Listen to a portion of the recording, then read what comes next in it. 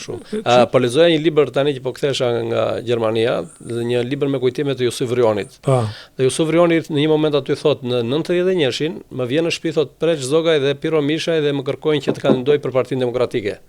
Pra imagjino një super personalitet i atij niveli, atij klasi që ishte Jusuf Vrioni, kërkojnë nga partitë politike që të kandidonte me që të fitonin zgjedhjet. Sot partitë politike kanë zbritur në nivelin e Zegjines dhe të zëgjineve tjera që janë si nga PD-ja dhe nga PS-ja dhe nga gjitha partitë. Pra niveli parlamentit ka rënë këto lloj niveli.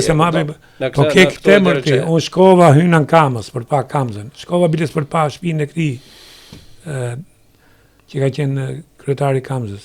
I bashkisë. Se ka deri, se harrova. Po, e harrova unë. Po? Po si mund t'i harroj me sa është legjendë. Që i vonë minë ke shtëpia. Po e njofun edhe nuk dua që të... Jo, po më thuj emrin mu se e njoh. Po mirë, man... Jo, më jo e njofun s'ke punë. Dakor, ma po, duke qenë se kam... Se s'po m'vjen emri tash në moment.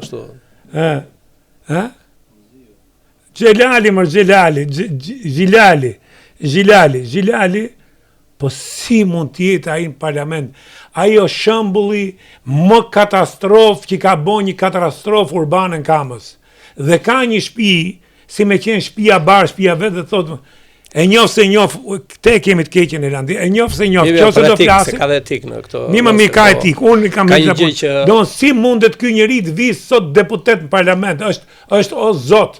Se ti përmend Zegjinen dhe ke drejt. Po përmend Zidalin, që është sot kojt ndjes Zegjinen se unë them në të gjitha partitë. Po jo, nuk është ndjes kjo. Kjo është se tregov vetë puna, se ti e sollë këtë marrë, se kisha në mend. Domethënë nga Parlamenti parë shqiptar, pavarësisht se nga vinin, sa ashtu vinin gjithë, po kishte kualitete, njerëz publik, njerëz që kishin bërë diçka, shkencare, shkrimtare.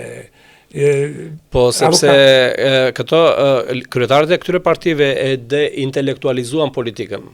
Dhe Ngjela e thot shumë mirë te librat e tij. Sali Berisha i pari dhe pastaj më pak nano, po pastaj kur erdhën këta të tjerë dhe mbrapa, politikën e partit i deintelektualizuan. Edhe futën në nivel mediokër sepse autoritaristi e ka më kollaj të mos ballafaqohet, e ka të merr ballafaqimin. Edhe me një intelektual, me njëri që ka një background profesional, ti do ballafaqohesh në fushën e atij, do të thënë. Aty mund të ngecesh, po ai nuk e duron dot ti bjeri hunda para një profesionisti. Kjo është pra ignoranca e politikës. Marrin nga këta ignorantë. Kjo është ignoranca e politikanëve tanë, me që sollë këtë shembull. Dhe Reagani kishte 200 këshilltarë më të mirë të Amerikës. Se Reagani me 2 vjet kolegji ishte. Por ishte njeri i lindur për politikë, ishte njeri i aftë për të një gjuhë. Politikanët shqiptarë gjithë nuk dëgjojnë, ke pati? Nuk dëgjojnë. Reagani vërtet ishte me 2 vjet, por Reagani studioi jashtëzakonisht shumë mbi ekonominë.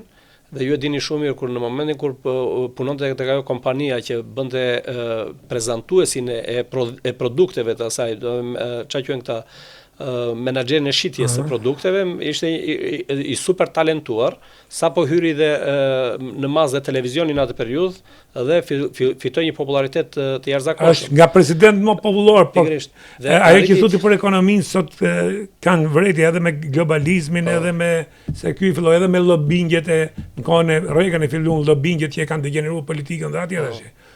Domthonë si këtu që i marrin në dorë, atje vetë se i kanë me ligj. I kanë ligjëruar. Pagojnë taksat. Po, problemi është që, do të them, një politikan që kishte dhe kur nuk e dinte një gjë, kur e pyetën në konferencë shtypi i mante këtu. Edhe nuk kishte për adeg, edhe thonë përgjigjo. Se ti e për këtë punë, pra ne më kështu. Kurse ne kemi parimin e shokut të Enver, ne i dim gjitha për bujqësinë, për minerat, për tregun, për financat, e nëse këta jemi ne dhe nuk duket se po ndryshojmë për mirë se që jemi ku jemi e dim.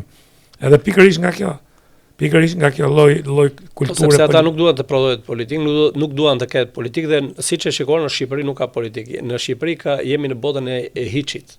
Edhe këta kanë mbjellur hiçin. Po të pyesësh një shqiptar, ti je jashtë, ja ti ju jeni në Amerikë, kur ju vjen një shqiptar e pyet, ç'kemi nga Shqipëria hiç thotë ai.